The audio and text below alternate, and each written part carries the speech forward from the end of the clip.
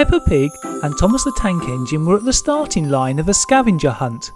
They had to hunt for items they would need to solve a number of puzzles. Overseeing the event was Peppa's teacher, Madame Gazelle. They were off. Their first task was to find as many letter tiles as they could and return to the starting line. There they would find an iPad that has been fitted with a recently released Osmo base and cleverly designed mirror fitted over the camera. The iPad had 3 Osmo apps downloaded onto it, and the first app Peppa was to undertake was called Words. They then unloaded the tiles in piles, which actually spelt out the name of someone we know. Peppa pressed the start.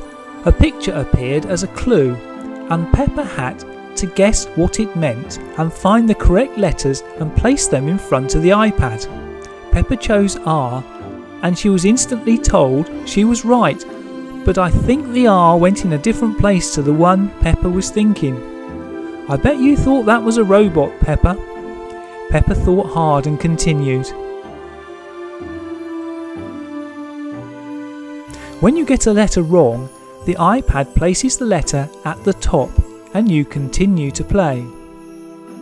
This game is usually played by 2 people competing against each other, but today it was just Peppa. There's a link in this video's description to see full details of the Osmo product and apps.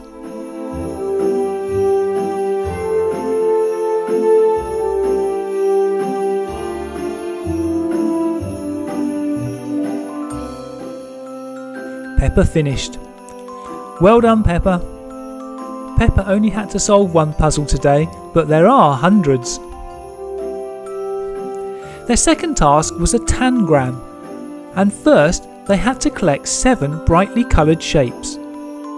While they were doing this, Madame Gazelle had a closer look at the iPad and somehow managed to turn it off.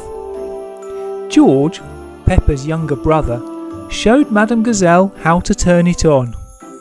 "Ah, grown-ups," he said.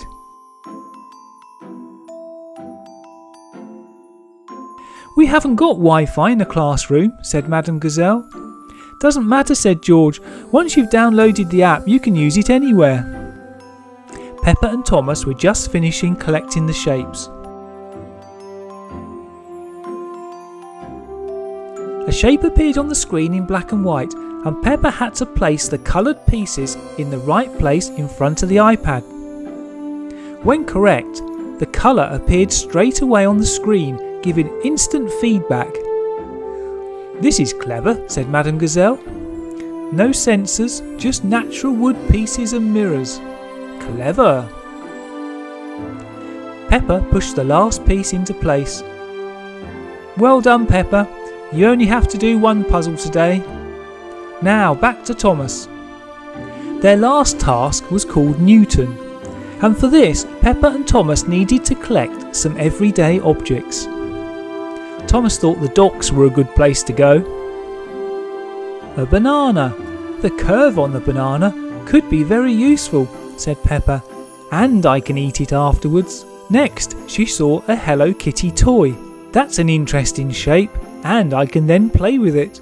She then stepped out and put her foot in a lump of Play-Doh, said Peppa. "That would be useful, because I can make it whatever shape I want." They thought 3 objects would be enough and returned to the iPad. Now Peppa had to place her real objects to direct falling balls on the screen, aiming them at a stationary target.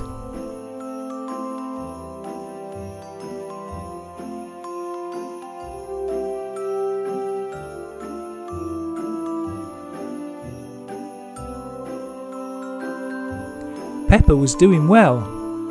She finished the 1 target game and started on the 2 target game.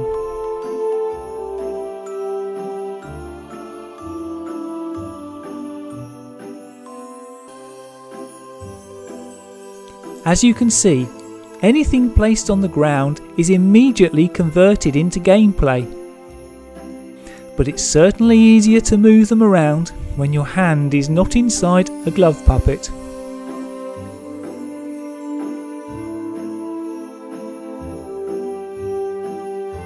Peppa finished. Well done, Peppa. If you want to make learning fun and do the same puzzles Peppa did, and hundreds more, just follow the link in the video description. It turned out Thomas and Peppa had the fastest time and won the Scavenger Cup trophy. Remember the link in the description. And if you want to watch any more of our videos, please click on any of these clips. And if you haven't already subscribed, go on, do so now. See you soon.